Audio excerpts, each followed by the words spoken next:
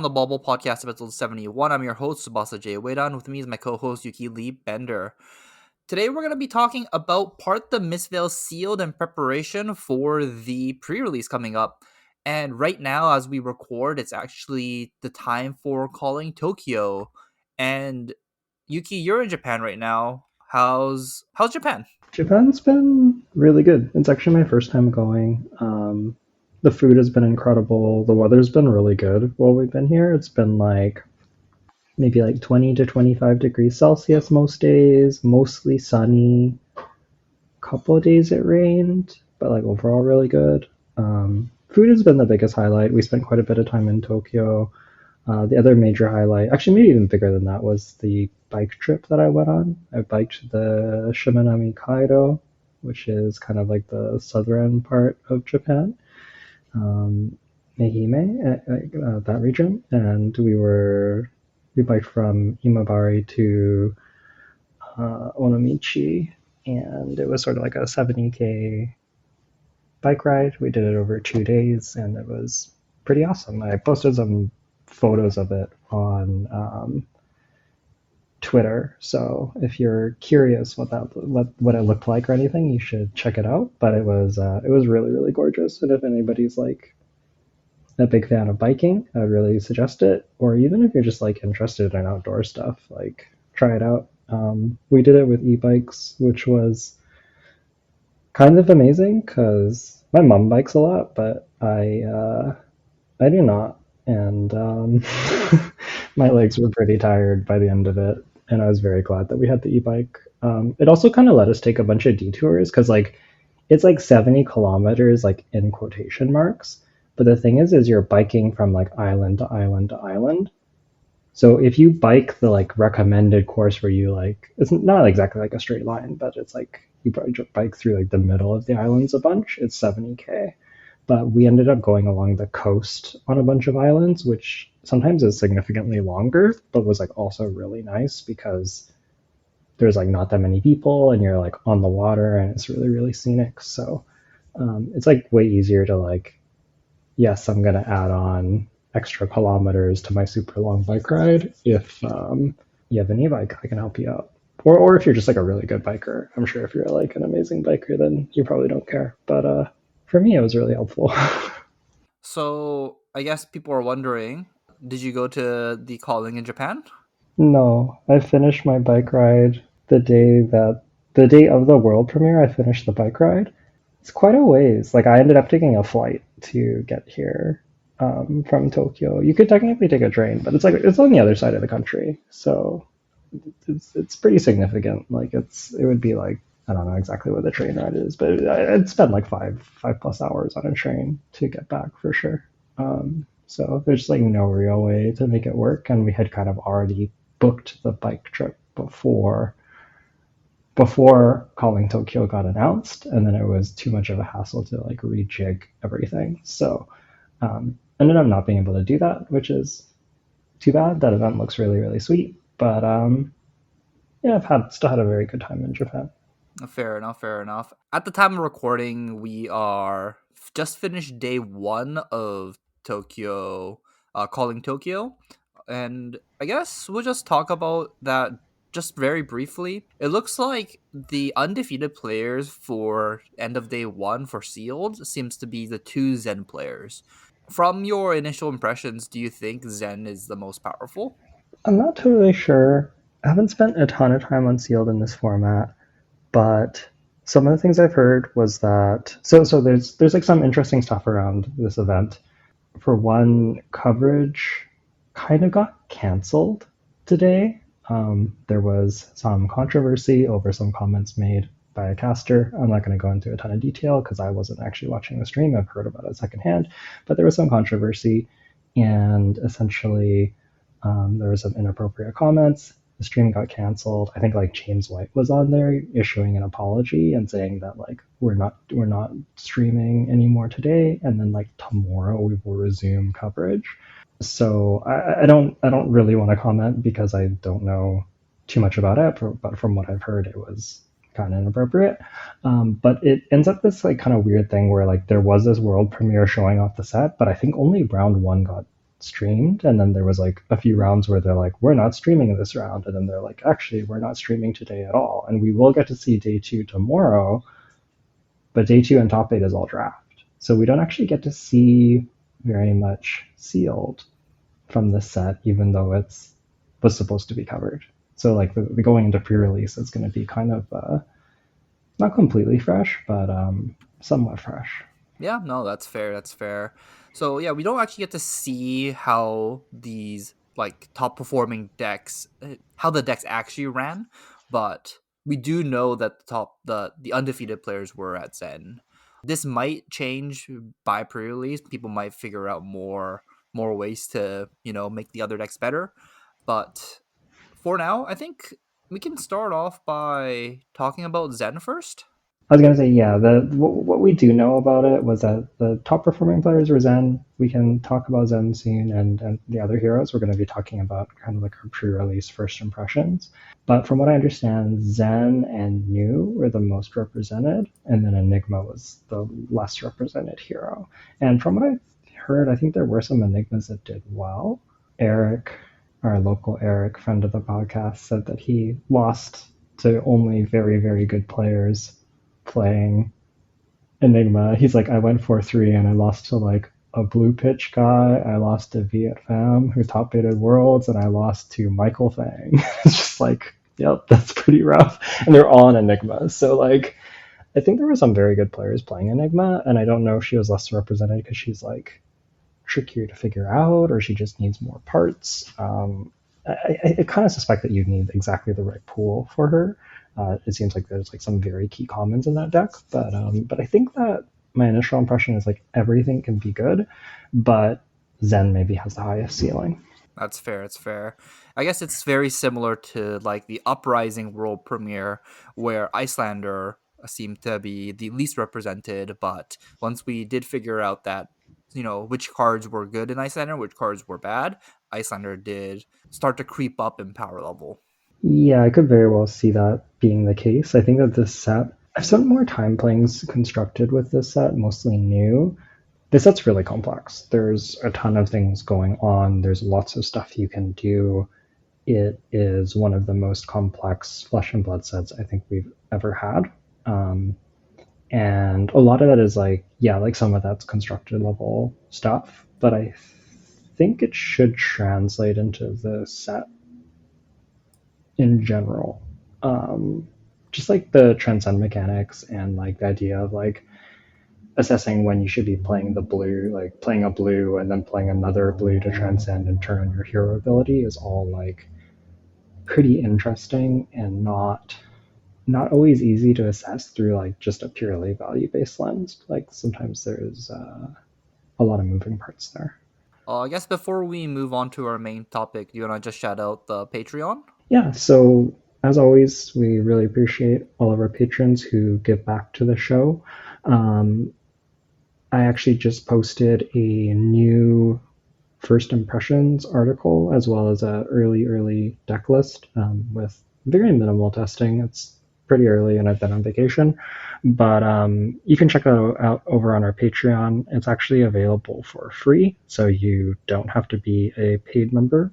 Anybody can go check that out. So that's patreon.com/onthebobble, and that's sort of just like my first take on new. And in the coming weeks, I'm expecting to kind of work on that, refine it, make a sideboard guide, and you can expect to see that up on early access for our paid members as well.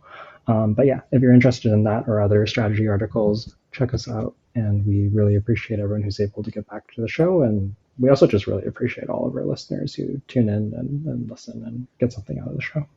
So thank you so much. So, I guess we'll talk about the pre-release in specific here, mainly talking about sealed, but for the pre-release coming up next week, so May 24th to 27th, the pre-release kits will come with a rainbow foil promo card that's going to be one cold foil chakra and one rainbow foil equipment. And these cards are going to be playable in your pool, and I think these cards are okay. They block for 3, and equipment is good. So I don't think it'll change too much for the sealed portion, but just as a note, you can play these cards in your pool. If the judges tell you otherwise, just go to the FatPCG website and show them the pre-release information site, and it'll say straight up on there that these cards are supposed to be playable in the pools. And we also have some interesting deck building, like this sealed. So before we jump into everything, in addition to the promos, this sealed format looks a little different than anything we've ever seen before. First off, we're getting 8 packs of cards, so your pool is just much bigger. And second off, there is I believe it's a 30 card limit. Um, you can only play 30 cards. Is that right? Yes, you have to play exactly 30 cards, no more, no less. Yeah. So what this means is you're going to have more decisions to make in deck building as well as sideboarding when you play this format, because in a lot of formats you're playing all or almost all of your playable cards and you maybe make a couple of cuts. But because you have 8 packs and also because you're only playing exactly 30, you're going to have a little more wiggle room to play with. So keep that in mind, and don't be afraid to pull aside sideboard cards. And as we go through the heroes, we'll touch on this a little bit about like some things you might want to think about while sideboarding. But I'm sure that as people play pre-release and get to know the set better, this will evolve. So like if you know after your first pre-release, you might have an idea of like what these heroes look like and what sideboard cards you want, and that's something to be thinking about as you're playing your events.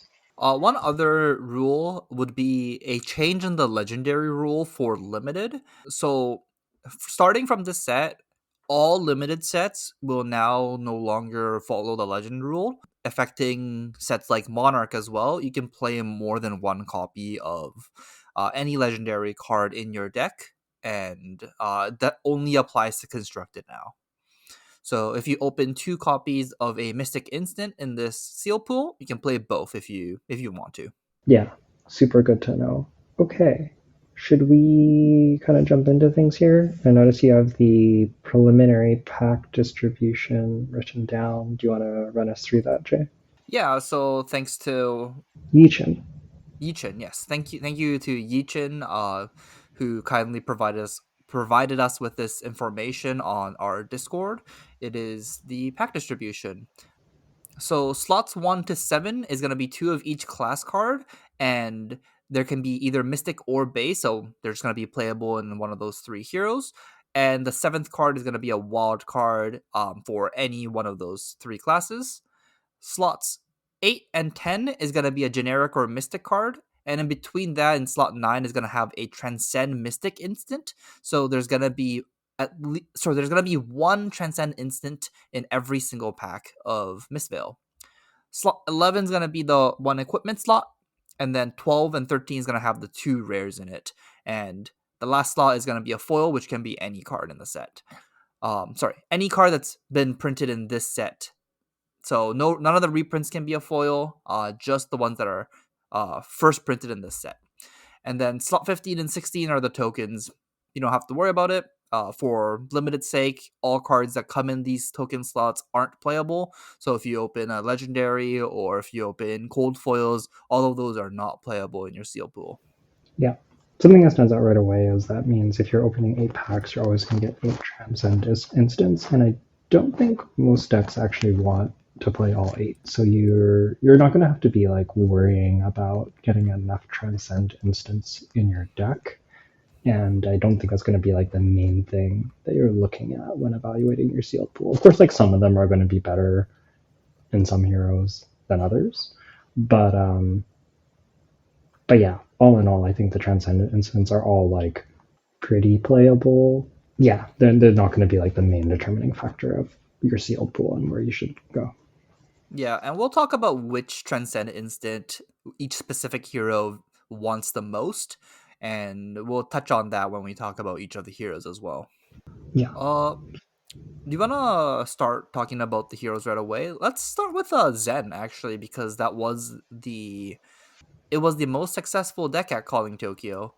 Do you have any idea how the seal decks here are supposed to look like?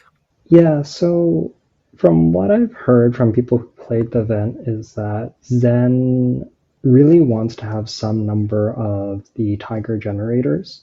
And the reason for that is that his weapon is a 2 for 2 that gives your next. There's a 2 for 2 with Go Again that gives your next Crouching Tiger +1. So if you're able to make a Crouching Tiger, it's like a Searing Ember Blade, which is a really strong weapon. But when you don't, it's just a 2 for 2, and it still has Goal Again, so it's like still a pretty good weapon, honestly. But basically, you want to be getting that 2 for 3 rate as much as possible. So a lot of your turns, you're wanting to try and make at least one tiger to get the value out of the staff, and then potentially get value out of some of his combo cards. So Zen's tiger generators are the big thing to look out for, and especially red ones. In general, you can kind of think of Zen like Fi, where you kind of like want lots of good reds to attack with and really pressure the opponent. So for the tiger generators, I think the best of the bunch are Harmony of the Hunt. This is a 1 for 3 that makes a crouching tiger in your hand when you play it, and it blocks 2. And let's go again. And Tiger Form Incantation, which is a also a 1 cost that gives your next Crouching Tiger +3 and creates a Crouching Tiger in your hand. This one blocks 3, so it's 1 under rate, but both of these are like 1 under rate, but they do block 3 and they do give you a Crouching Tiger. And with the staff, they're kind of like on rate. So these cards are really good ways to get the Crouching Tigers. They don't require hits or anything like that. And they fit really nicely. They're both 1 cost, so they fit really nicely of the curve with your staff and the 1 cost. I think both of these are a little bit better than Companion of the Claw, which is basically like the Surging Strike. It's a 2 for 4 Go Again that makes a Crouching Tiger. So again, its power is reduced by 1 compared to Surging Strike, but you get the Crouching Tiger in your hand unconditionally. So I think that those two, those, especially the 1 costs, are like kind of the cards to look for the guaranteed Tiger generators. Why do we want the tigers, like the crouching tigers, in our hand? Like, do we have payoffs for having crouching tigers in the hand? In constructed, there's more payoffs. I think that there are a couple payoffs in. I think it's still better to have it in hand than not. The reason being, like, there's some majestics that care about revealing them.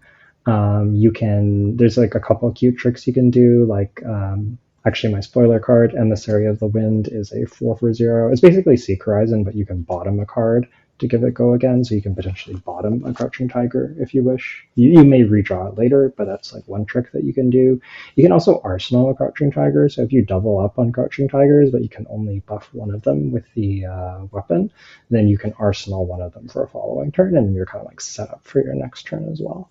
So I think going to hand is always a little bit better, but the difference between that and Banish is not huge. But what I think matters more than it going to hand is that they're unconditional. You don't have to get the hit trigger for this to happen. It just happens. So you kind of you trade a little bit on rate for getting a guaranteed Crouching Tiger, which I think is generally a pretty good deal because a lot of your cards care about having Crouching Tigers. So I think you're going to make up the rate like pretty easily. How many conditional tiger generators are there in this set? I believe there's 3. The main ones that you want to look for, though, are Flex Claws and Fighting Breeze. So Flex Claws is essentially a leg tap that on hit makes a Crouching Tiger, and Fighting Breeze is a head jab that on hit makes a Crouching Tiger. And both of those at red are also going to be kind of premium cards.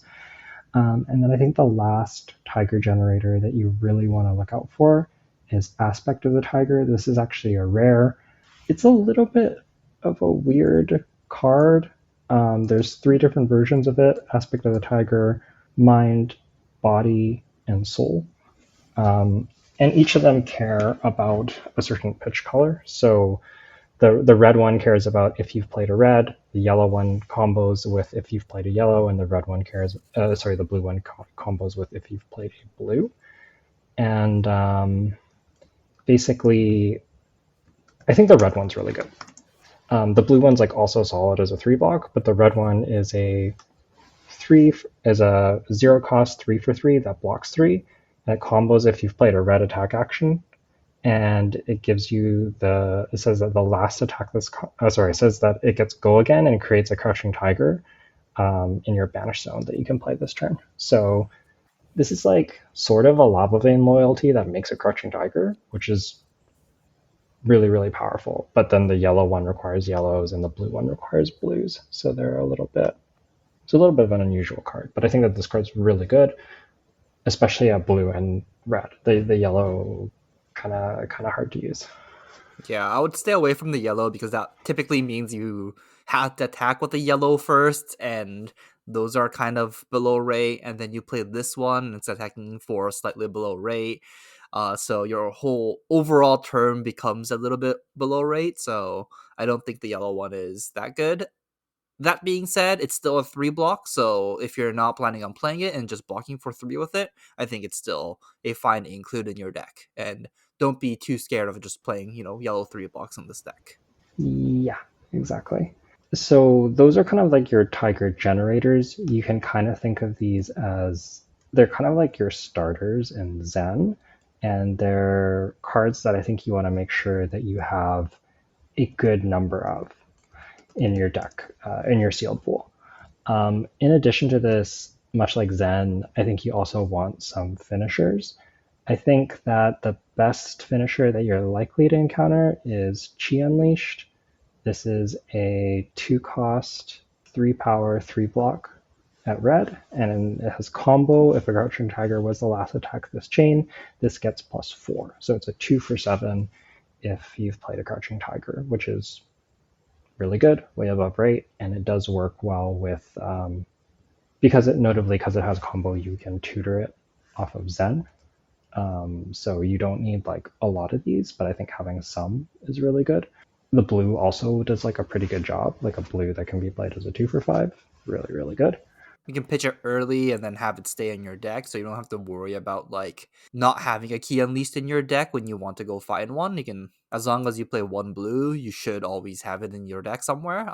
If you pitch it. Your other combo cards that you want to look out for is Pouncing Chi. This is a 0 for 3 that blocks 3, and it combos with Crouching Tigers and gets +1 and go again if you've played a Crouching Tiger. So this is kind of like a Blaze Headlong. This is a 4 for 0 go again that blocks 3 if you have a Crouching Tiger. So it is conditional, but the payoff is pretty big, and I think that this is like a pretty premium card, but you need the Tiger generators to enable this card. This card's not good on its own. So would you say that, I guess, number one, look for the Tiger generators, and Yeah. then look for the Crouching Tiger combo cards, and not the other way around, right? Because you don't want to just have the payoffs and no way to enable them. They are 3 blocks, so that's a plus, but if you can never enable them, they're kind of below rate as well. And then the last combo card that you might want to look for, but probably not, is Breed Anger. It's fine. It's a 1 for 4 that blocks 3, so it's like an okay stat line, and it combos with Crouching Tiger. And if you do combo, it gets go again, and you create a Crouching Tiger in your banish zone that you can play this turn. It's often a little hard to get value out of the second Crouching Tiger, since like your staff gives you the first one, but then it's like, what's the second one? I guess like technically this lets you like play a Crouching Tiger, play Breed Anger, play a Crouching Tiger, play Pouncing Key, but like I don't know. I think of the payoff of the like combo payoffs, this is like kind of not that impressive. It feels like you're kind of missing out on value. Like, I wish this was just like a 1 for 5 with no go again, and I kind of would have liked that better. Yeah, yeah, I tend to agree with that. So I think the other two are really what you want: Key Unleash and Pouncing Key, and especially at red. Um, I think that the main thing that you're wanting to look at, so like some rules of thumb with Zen, is I think you want like minimum 3 or 4 of the premium generators that we talked about. So like your Harmony of Hunt or your Tiger Form Incantation, those ones, those kind of things. Aspect of the Tiger, I would also consider pretty premium. But you kind of want these like premium generators. And then you probably also want a few extra red conditionals. So like maybe that with like a Flex Claw and a Biting Breeze, and like you have a companion of the Claw in there. Like you want a decent number of ways to make the Tigers, and then some finishers, and you probably want a pretty good red count. I would imagine around like 15-ish reds. I think if you're playing a Zen deck with like 10 reds, you're probably not going to be super happy, would be my guess. I think you want to be aggressive. He is kind of like the aggro deck of the whole. Yeah, that's fair. I think once you open up your pool, just count up how many like red Zen cards you have, like including your generics and your class cards, and if it adds up to less than like 14, 13, if it's less than that, I kind of don't want to play Zen. Even if you have like a couple of like red Harmony of the Han, red Tiger form incantation, red Aspect of the Tiger, but then your total red count is like 10. It's kind of you're gonna come into troubles of like not being able to finish the game because you don't have enough pressure, and you don't really want to be in that spot. Yeah, absolutely. I think the last thing to talk about with Zen is the Majestics. So one of the comments that I heard from people that played the event was that Zen is the best with when he gets his good Majestics, and I think it kind of makes sense if you think about it. Um, I think probably the biggest Majestic to look for is Chase the Tail. Chase the Tail is a 1 for 4 that blocks 3 and is red and has combo. And if it combos with a Crouching Tiger, you get Go Again and it gets +3. So it becomes a 1 for 7 Go Again if you combo with a Crouching Tiger, which is just a huge payoff. And the best thing about this card is that it has combo, so you can tutor it off Zen and you get the Crouching Tiger to enable it. So um, because of Zen's hero ability, you just like always get to draw your Majestic Bomb and have like a pop off turn, and you can even like arsenal the Transcend card to like make that really sick turn happen, and you can just like play towards it, which is really really strong. And if that's not enough, it also combos with the Ninja Head Equipment Mask of Wizened Whiskers, which is a common. This is Blade Break 1 headpiece, and when it defends, you can put a card with combo from your graveyard onto the bottom of your deck. So if you have Chase the Tail and Wizened Whiskers, you can potentially just play it, tutor for it, and play it twice in the game, which is just yeah. If you play 2 1 for 7 go against, like hopefully that's enough to win your limited game. I think most of the time it is. Yeah, I think so. I think so. Before we move on, do you want to just talk about which Mystic Instant you want in Zen, if possible? Yeah, so I think that for all of the heroes, the Majestic is like obviously like kind of a bomb, pretty big reason to be that hero. I think Zen's is like maybe one of the better Majestics. Creating 2 Crouching Tigers, giving them all +1 and transcending is just like pretty crazy because like your hero ability also gives you a Crouching Tiger, so you're getting like 3 value and the transcend, and like all your Crouching Tiger synergies are online, which seems really really good. In addition to the Majestic, which is like maybe the cop out or the easy one, I think I'm looking for Grain that tips the scales. Target attack gets +1. Go again one. Path, is it Path Well Traveled? Yep, it's Path Well Traveled. That one's really good. The life gain one I think is just good in like everyone. Homage of the Ancestors, gain 1 life. Just like 1 value, always relevant, don't have to work for it at all. Super, super good. Honestly, I kind of want to just open 8 Homage of Ancestors and just have like 8 more life. Yeah, yeah, that one's really good. So I think like those 3 are probably the best. Rising Sun, Setting Moon is like kind of cute because you get to draw and bottom a card, and you can potentially like bottom a Crouching Tiger that you put into your hand. You may redraw that Crouching Tiger if you get the second cycle, so be careful. But I think that like I can imagine some pretty explosive turns where like you play your like 1 for 3 that puts a Crouching Tiger in your hand, and you like weave a blue in there, and then you draw an extra card, put that to the bottom, then activate Zen, get a different Crouching Tiger, and get some combo payoff. I think you can do some really powerful turns with that. I think all of these Mystic Instants work really well with each of these heroes, so don't be afraid to like play some of them just because they look bad. Like even Stir the Pot is fine, but we're just talking about which ones that are the premium ones in Zen. So The grain that tips the scale with +1 power, path well traveled, which is a go again, and homage of the ancestors, it's the game one life. And those three are kind of the premium ones that you definitely want to include if you're only going to play like three or four. Actually, that's a good question. How many Mystic Instants do you think you want in this deck?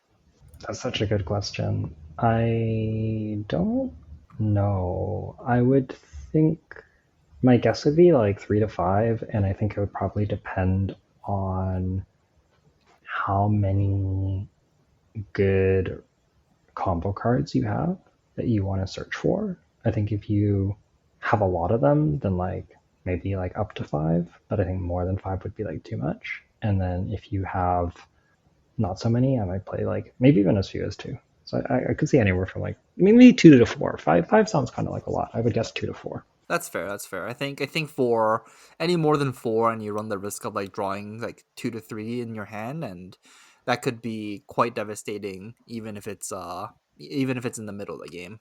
Yeah. One thing I will say is that maybe we can use this as a way to transition to the next hero, is these blues are reasonable to play against new because of the way that Transcend works, where if she plays them off of her hero ability, you actually get the energy in your hand. So she's really not incentivized to play these. So these are all safe blues that you can play into new. So if you what you don't want to do is you don't want to play too many like go again attacks that are blue that new can play and like combo you with, and have more of these like just like cards that she can't get value out of. So the instants are really good, for example. Yeah, just a note. One exception will be Passover. I think you would want to cut this card against new if you are playing it. Passover is a Mystic Instant that reads banish target card from opponent's hero's graveyard. If they play that from your banish zone and they banish any blue from your graveyard, you might get the blue resource card, but they get access to any blue card in your graveyard, which might be worse. So just as a note, Passover is very good in new, but it's not good against new. Yeah, I think it depends what your other blues are, but yeah, if you have blues that are scary to get banished, maybe skip Passover. If you don't, then Passover seems fine. Yeah, so then let's talk about new next. Yeah. What does what is new trying to do in this set? So I think that the biggest draw to new is that you get really good attack reactions that put you in like a very winning position in the end game. So we kind of saw this in Outsiders, where assassins were really brutal in the end game. A lot of it was because of Spider's Bite, and that in combination with their attack reactions. New doesn't have Spider's Bite. However, she does have attack reactions, which are very premium, and she also her core mechanic is whenever your stealth cards are blocked by an action, she banishes that action at the end when the combat chain resolves. And she can play your blues from banish. So she's trying to kind of build up your banish and have a like mini pop off turn where she plays like usually like 2 to 3 blues out of your banish to really kind of like pull ahead, and the rest of the game like keep the game kind of close and then close out the game with attack reactions. So she kind of has this like build up of building up the banish and then finishing the game with attack reactions. And that's like sort of like her macro game plan. That makes sense. That makes sense. So then you said you wanted to close the game with the attack reactions. Do you know how many you want to play in your deck? And which cards are they? Yeah, so I think the attack reactions you're looking for are Hiss and Venomous Bite. These are the 1 for 3s that make either a Fang Strike or a Slither token, so it's another +1 or go again attack reaction if you pitched a blue. Those are probably the best ones. And then I think her, what is it? Is it Tide Chakra? The Mystic 1 for 3. Well, the Mystic 1 for 3, it's a 1 for 5 if you transcended. That one is also fine. I think it's a fair bit worse than Hiss or Venomous Bite, but it's fine. And then I think the last one you kind of don't want, Intimate Inducement. That's the 0 cost +1 where you, at red, you look at the top 4 cards of their deck, and you choose a card, and if it's blue, it has 0 base power and gets put in front and is defending. That card is kind of not all that good in my opinion. It's kind of too cute, I think. Yeah, I think the blue one is fine because it's like a blue block 3 that can get +1 and kind of like maybe steal something for banish. Like that's fine. But otherwise, yeah, it's not really that good. It's just too inefficient. Like the red, like playing a red 0 for 1 is bad, and the effect is like fine, but not good enough. Yeah, just a note. When you do play Intimate Inducement, you actually don't have a choice to not pick a card. You do have to pick a card, no matter what color it is. And the condition is if it's blue, it's 0 block value. If it's not blue, it will keep its block value. So it will just block your card as a regular card. So just a note on that, that if you play like a blue one of this and then you flip the top two cards and they're both red, that card will block your attack now for 3 or 2 or whatever the block value of that card is. Yeah, yeah, that's a good point. The other attack reactions that I guess New has that you want to look out for are her equipment. I think her equipment are actually pretty strong. She has a Rousing Wave, which is a 1 block battle worn gloves that attack reacts makes a Fang Strike in your hand and costs 1. And then she has a Boots that is the same thing but makes the Slither token. Super good. I think we talked about these a little bit last week, but these are also attack reactions and like a reason to play New, I think. We didn't talk too much about Zen's equipment. I don't think they stand out quite as much, but I think these two pieces of equipment in New are like really, really strong. Yeah, I think there might be like a reason to start looking into new. And if you don't have these equipment, it might be a sign to maybe look at other heroes as well. Yeah, yeah. I think you probably want like at least one of these equipment and probably at least like 2+ of the premium red stealth cards. Sorry, the premium red attack reactions. Then after that, what you want is a combination of good stealth cards. So the best of the best as far as stealths go is Double Trouble. This is the card that you want to see as new. All of the colors are honestly good, but the red one is obviously insane. Just getting the so if you play 2 attack reactions, you get the +2, and then if it hits, it banishes the top 2 cards of their deck. This card's just like way above rate, very good at decking the opponent out, and fuels New's ability. Kind of does everything you want. So Double Trouble is kind of like the stealth attack of choice, and I think if I was going to sum up like what to look for in a new sealed pool, it's looking for Double Troubles and looking for red attack reactions, especially Hiss and Venomous Bite, because they turn on Double Trouble all by themselves, and notably those equipment that we talked about actually turn on Double Trouble all by themselves as well. So that's kind of like the core of New, and the thing that you need to have a good New deck, I think. There might be other ways to build the deck, but like at least on the surface, that seems to be like the strongest thing that she can do.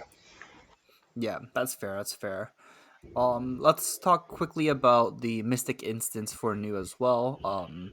Are they you? Are we looking at around the same kind of Mystic instance as Zen, or does she have like different ones that you want to prioritize? I think that you're still playing the same, like more or less the same instance. I think that you don't need that many in the new though, like maybe 3, 2 to 3.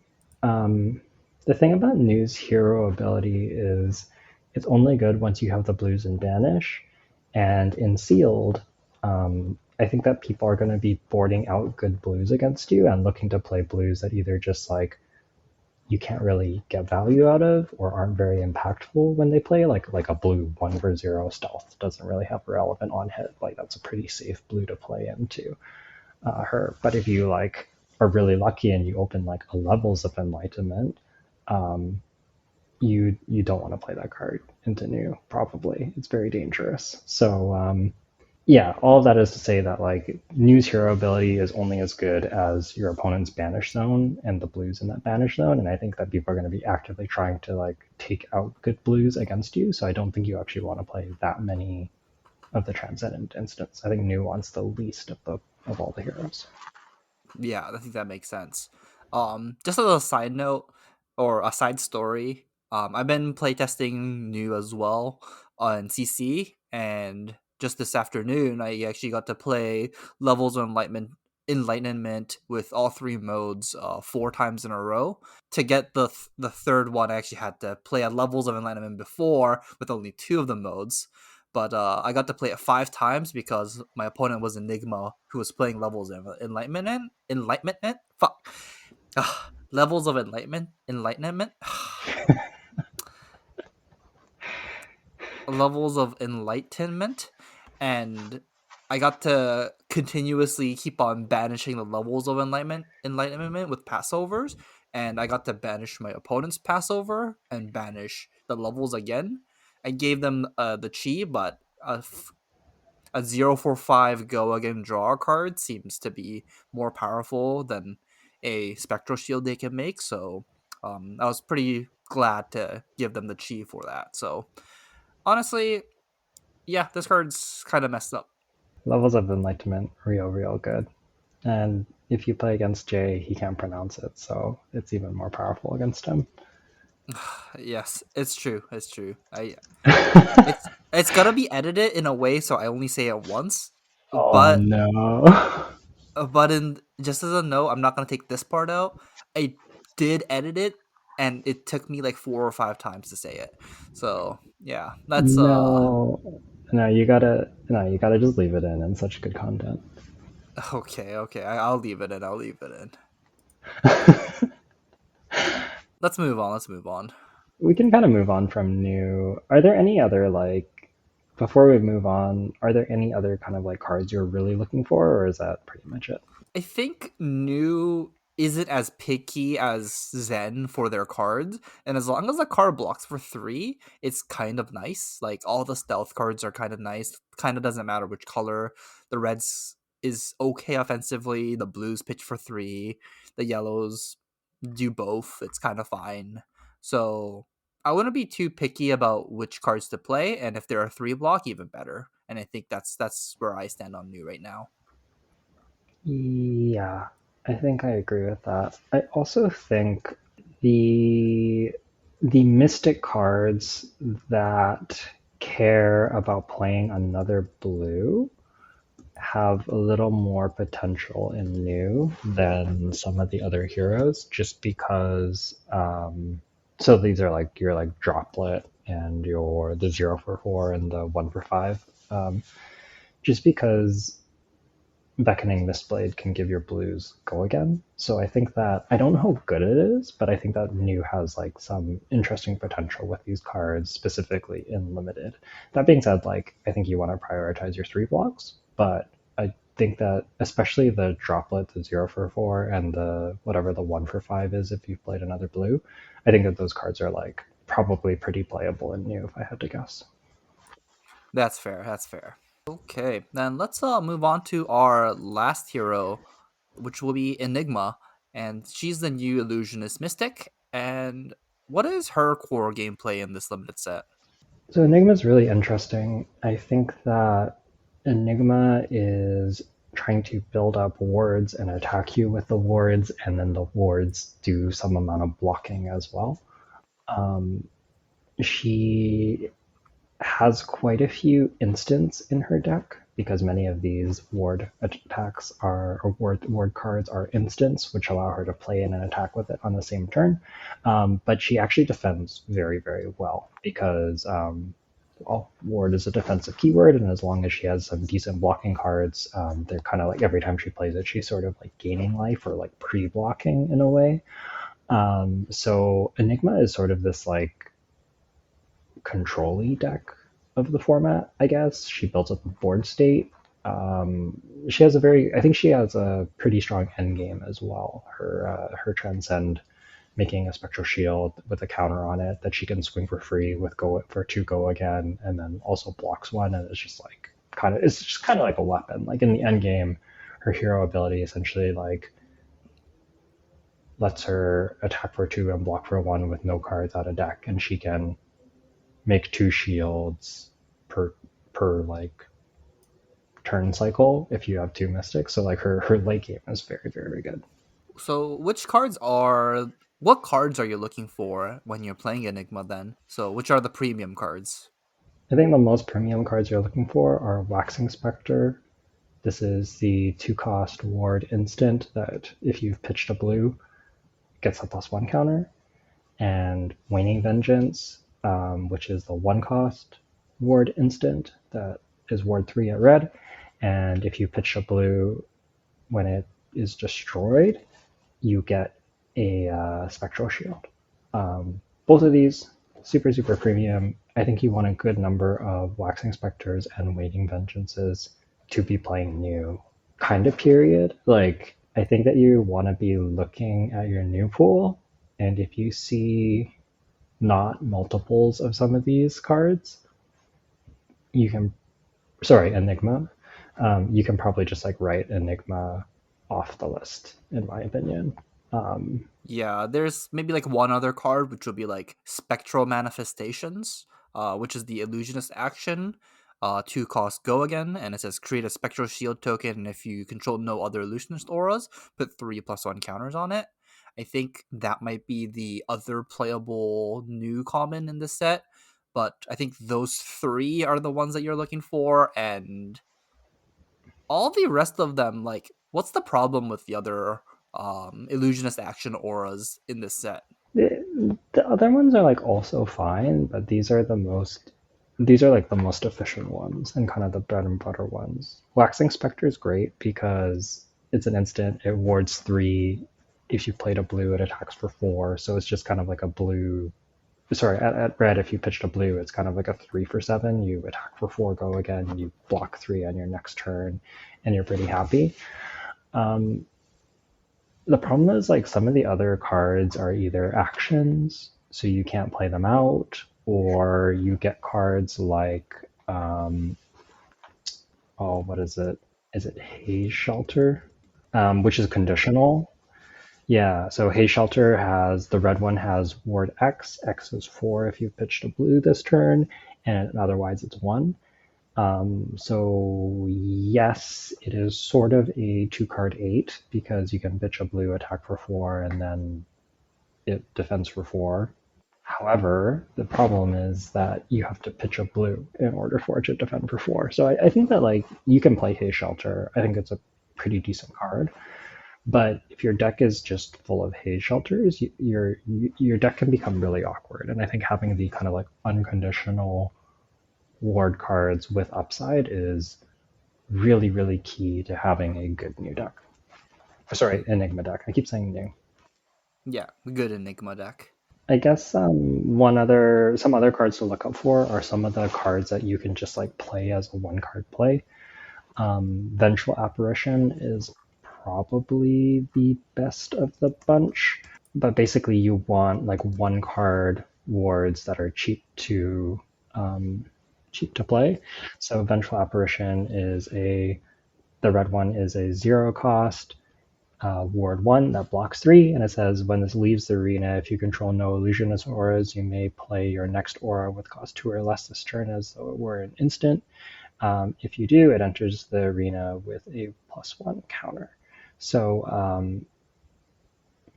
I think the what's nice about these is that like they help you play your other illusionist auras, and they're also something you can just like play if you don't have a board. So you kind of want like a few of those, and I think Vengeful Apparition is the best of the bunch, especially since it blocks 3. So yeah, Enigma, you want Waxing Spectres, Waning Vengeances, and a couple other wards, especially ones that can be played off of bigger or off of smaller hands. And then in addition to that, you want 3 blocks to protect your boards. Some D-reacts if possible. So Big Blue Sky, that's the 0 for 2 that gets +1 for each blue that you've pitched. And even Evasive Leap Red, I think, is pretty good. That's the 3 for 0 at red defense reaction. I think all of those are like pretty good and new because you really want to be able to defend your board Sometimes you just need to let your board die and rebuild it, and that is like part of new. Is sometimes your board kind of goes away, then it comes back, but you want to have the option to like do some defending and not just immediately fold anytime your opponent attacks you. Yeah, that's fair. So, how many blues and how many reds? Like, what is the deck looking like right now? Um, that you think that we need to play to make this deck functional? I think you want at least 15 blues. A lot of the decks that I've seen that look reasonable are playing around like 17, 18, maybe even 19 blues. The thing about Enigma is a lot of your cards care about you having pitched a blue, and some of them care about you having pitched a blue. Like sometimes you want to pitch blues on like both turns. Like Waning Vengeance, like that ability is active if you pitched a blue on your turn, or sorry, on their turn when it's destroyed. And same thing with Haze Shelter. That one gets the ward 4 if it's a red one, if you pitched a blue on their turn. So you actually need to like be able to sometimes pitch a blue on their turn and then pitch a blue on your turn to either swing with your auras or play your own red and attack with it. Like you need to have the option to do that. So it ends up being almost like in a lot of ways, Enigma kind of reminds me of Icelander. Maybe not in like how she wins the game, but in the way that she like plays on both turn cycles and kind of like yeah. So she may like play a card on your opponent's turn to do some defending and warding, and turn on the ward abilities of her other auras, and then she may like play an aura and attack on her turn. But this means like often she needs two blues um, to make her turns work. That's fair. That's fair. Anything else about Enigma you want to talk about before we wrap up the episode? I think Enigma's hero ability is quite good, and you're probably wanting to play like 3 to 5 Transcend instants, I would say. Um, you end up wanting to play some blues anyways. Sometimes just like turn on your pitching a blue matters stuff and being able to like arsenal a card that helps facilitate all of that is really powerful, and being able to have the chi which like makes a spectral shield and turns on all your having pitched up blue stuff is also pretty powerful. So I think that Enigma wants maybe the most transcend instance, and especially the defensive ones. So kind of talking about the premium ones, it would be the Homage of the Ancestors, and I think maybe even better than that is the what is it called? The -1 attack one. It's called A Drop in the Ocean. A drop in the ocean. Yeah, you really want that to help protect your board. Um, and then some of the other stuff is like less good. Oh, yeah. So that's kind of what you're looking for in Enigma. I should say the other thing in Enigma that I think that you really, really, really need is the glove piece. I think you really want Uphold Tradition to play Enigma. This is a cloaked piece of equipment with Ward 1, and it has an instant. You can pay 1, turn it face up, put a +1 counter on an aura you control with Ward. Not only is it something that you can spend an extra resource, so basically you can spend an extra resource to get a +1 counter, so that's at least 1 damage, as well as go again. And then it also has Ward 1 that helps protect your auras. And you can potentially like use this on your opponent's turn and then cash in the counter on your like use the counter to attack on your turn. So I think Uphold Tradition is like really, really strong, and you probably want it if you're thinking about playing Enigma. I think it's like that important. Yeah, it's probably one of the strongest power cards in Enigma. Turns all your mediocre turns into like an insane turn, honestly. And if you ever get to keep this +1 counter for more than like 2 turns, like you're getting so much value from this one card. It could even be like worth 2, 3, even 4 points of value. It's just like so crucial. Let me put it this way: it's so crucial to what Enigma is doing that early builds of Enigma that I see in CC are basically all playing this card. and it is a common. So I think that realistically, like your Enigma deck should have Uphold Tradition and multiple waxing and wanings. Um, Otherwise, you should probably just consider building Zen or new. And I kind of suspect that's why Enigma was the least represented at the calling. She just needs like very particular cards to come together. But I think that my impression is that she is strong when she does come together. So maybe think like Dromai, where Dromai needs like the particular set of cards, but is strong when she does. I don't know if it's as extreme as Dromai is, but sort of same idea. Yeah, that's fair enough. I guess before we wrap up, let's talk about the premium generics that you want to be looking at for the set. So these are just good in everyone, and I think number one is gonna be Gravekeeping. This is just a 1 for 5 on attack. You get to banish a card from your opponent's graveyard. This is very good in new, but it's also just very playable in all three heroes because it is just on rate. It's like a one cost for 5 power is fine. Next one is Battlefront Bastion. So at red, this is a 3 for 7 that blocks for 2, and it says if it defends on its own, you prevent the next 1 damage that would be dealt. Coming off heavy hitters, 3 for 7s are good, no surprise. I also think that the prevention ability is like really, really solid. There's multiple annoying sources of damage, and this just gives you a way to block it. Like, for example, against Zen, you can block his staff, and then you can block a tiger with this. Or you can, as Enigma, you can like stop multiple breakpoints. You can deal with, if you want to block News Dagger, you can block News Dagger, then you still get 1 prevention, so it doesn't feel as bad. So I think that the 1 prevention is just like super, super relevant on this card.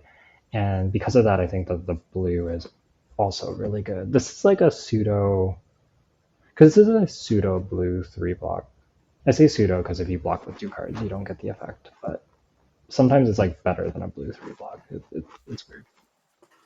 Yeah, yeah, and the prevention stays for the whole turn, so it's you can like block with Bastion and then block with other cards on the next attack, and then the moment you leak one, it'll stop that first 1 point of damage. So honestly, very flexible, very powerful card, and kind of surprised to see this card at common. Yeah, seems really good. My guess would be that it's like probably at its best in Enigma, still good in New, and at its worst in Zen. The blues and the reds are both good. I would be careful about playing the blue into New because a blue 5 power is pretty scary. That's fair. That's fair. Any other generics that you're kind of excited about?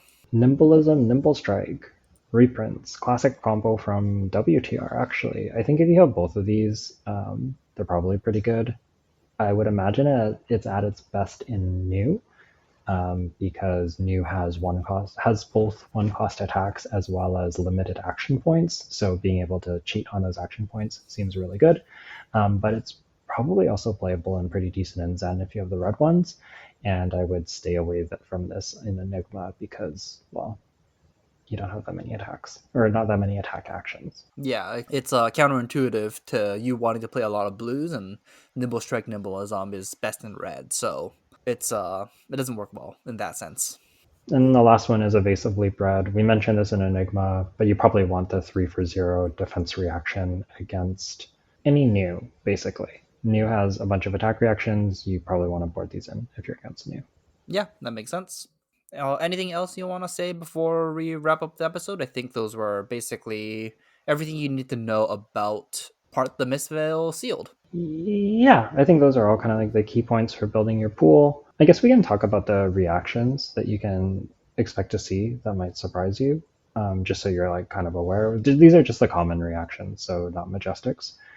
At common and rare, the defense reactions is evasive leap. That's the 0 for 3. Big blue sky, the 0 for 2 blue that gets pumped for every blue that you've pitched, and wash away, which I don't think we'll see much play. This is only a blue. It's a 2 for 3, and if you've played another blue, it gets +2. So it's like a 2 for 5 if you played a second blue, which is not great. And then maybe more important than the D reacts is the attack reactions, knowing what to play around. There's two equipments in particular you should be aware of. Waves of Aquamarines. This is a gloves that people can flip. They can pay one resource flip and give +1. Um, and there's also boots that do this and give a go again. So if they have cloaked boots or cloaked gloves, be aware that they could have either a +1 or a go again reaction on board that you may need to consider playing around sometimes. Yeah, that's fair. That's fair.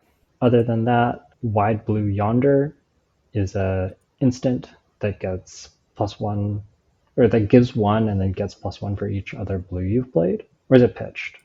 No, so it reads target attack gets +1 power for each blue card you've pitched this turn. So it actually doesn't give the initial one. It's if you only play this card, it'll pump for 0. But then if you pitched one blue, it'll pump for 1. Two blues will pump for 2. This card sucks. I thought this was just like better lunging press. No, unfortunately, we get worse lunging press. Okay. You probably don't need to worry about Wide Blue Yonder. That card sounds kind of unplayable. Um, Letting people know that it exists, so when people lose to it, at least we said that this card does exist in the set. yeah. And then there's Grain that tips the scales. That's the Transcend instant. Notably, this can target anything. It's just attack. Yes, you can pump weapons with this card. Yeah, you can pump weapons with this card, which includes news auras. So be careful. Technically, there's also a the path well traveled that gives go again, and it's like sort of a combat trick. It's not a pump, but it is like a offensive combat trick. And it also works on anything. Pretty. Oh, wait, does it work on anything? I should double check. Yeah, pathway travel is target attack. Let's go again. Target attack. Okay, okay. I said it, and then I suddenly was like, you know what? I don't know if I've actually ever had this come up. I should double check. And then other than that, I think it's just news attack reactions. Hiss, Venomous Bite, Tide Chakra. I guess like Zen has Maul at Majestic, but I Yeah, don't think you can play around that card. yeah. Unfortunately, Zen is one of those. It doesn't actually have attack reactions most of the time, but then if they have a majestic, you could die to it, and it's pretty good. It's a 0 for 3. But how do you play around this card? You can't, right? Like, Yeah, like only if you've seen it pitched. I guess there are like other like Majestic reactions as well, but those are the main ones that you need to be aware of. The rest of them are in new actually. So I don't know. New has lots of reactions. Usually, if new attacks you with one card and she's holding a bunch of cards in her hand, she probably has the reaction, especially if she doesn't block. Like she has something for sure. So yeah, you can just kind of assume that new has tricks. Honestly, it's kind of impossible to play around all of New's tricks. She just has so many. yeah, and different ones too. So just you know, just assume that it's gonna get +3 or something. That's the most common. That is the most common. Yeah, very true. Okay, I think that's going to wrap us up. Hopefully, this helps you get ready for your pre release. Honestly, I'm super excited to start playing with this set. I've This is some of the most, like, I've only played Constructed so far with this set, but this is some of the most fun I've had with Flesh and Blood in a while. It kind of reminds me of, like, I don't even know, like Tales? Kind of reminds me of Tales. It's just like everything's super powerful, lots of interactions, games are pretty deep. Also, like, weird interactions, I guess not that weird, but like you can play a Transcend instant, hold priority, play it again. This set's really cool. There's a lot of fun things you can do. Yeah, lots of fun things. And I heard day one of the calling had a lot of judge calls. So I would assume that at your pre-release there's gonna be a lot of judge calls, and um, good luck to all judges that are available at these pre-releases. And I think our locals is usually pretty good at like knowing the rules and stuff, but good luck to any and all judges that are helping judge the pre-release with new interactions. Yeah, yeah, absolutely. I think this is the first set where like every hero has meaningful things that they can do at instant speed. Yeah, I think so. Yeah, usually there's like a hero in the set that like is very simple and like guardian like, but in this set there's like a lot of moving parts in every hero. Yeah, I kind of suspect that Zen might end up being like the Fi of the format. We'll have to see. I don't know. New and Enigma just also seem really strong. So yeah, very excited to see how this set plays, and yeah, I'm gonna be looking forward to doing pre-releases. I should be back in Vancouver in time for pre-release, so that should be a lot of fun.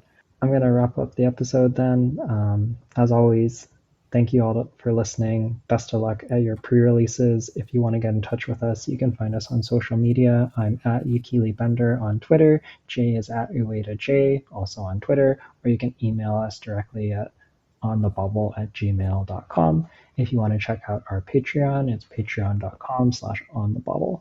Thank you so much for listening and have a good night. Anything cool in Japan that you saw? Did you visit any card shops in Japan, or did you just No, I've not visited any card shops, unfortunately. I've visited a lot of temples. I've gone to a lot of different cities. I did the bike trip. I think honestly, like one of my favorite things, or like one of the things I've enjoyed a lot about Japan, that's like maybe kind of something, is like just seeing all the different places. I've taken like film classes that looked at like Asian film classes, so Japanese and Korean primarily. And I also watch anime. And between it all, it's just like I've seen so much of Japan in movies, or like it sounds silly, but like in the cartoons, but just like going through the different regions, which are all very distinct. Like I feel like each part of Japan, even though it's like a pretty small country, feels really different and looks really different. Um, and just like going through that and being like, oh, like this is like I just like feel like I recognize so many things. I'm like, oh yeah, like this is like the beaches that you see in like anime or RPGs, and this is like the crowded streets, or even things like like science fiction movies. Like sometimes you're like, oh yeah, I totally see like the inspiration from like some of like the busy Tokyo streets with like all the skyscrapers and neon lights. So there's just been like a lot of like cool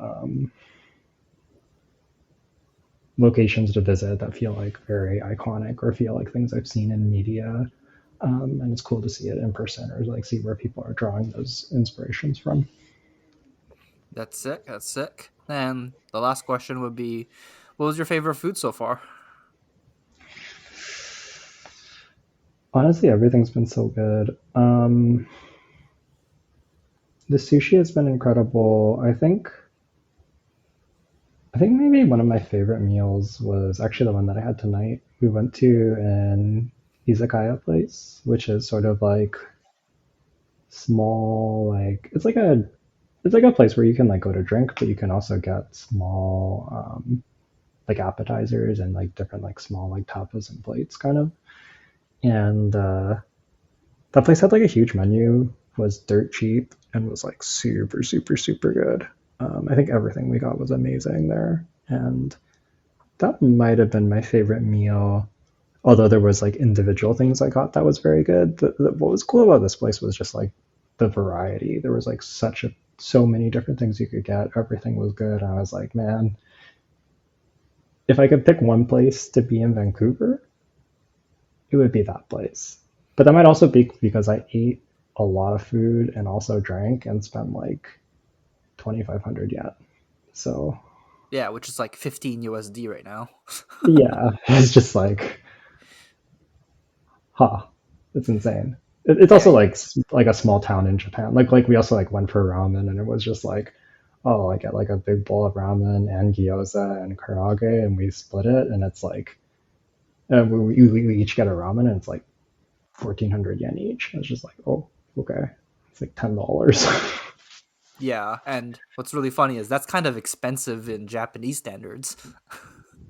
Yeah, Yeah. yeah, So yeah, it's food is cheap in Japan right now, so it's a good time to go travel if you are gonna go to travel. And I guess the Worlds this year is gonna be in Japan, Osaka. So I guess you're probably planning on going there for Worlds too.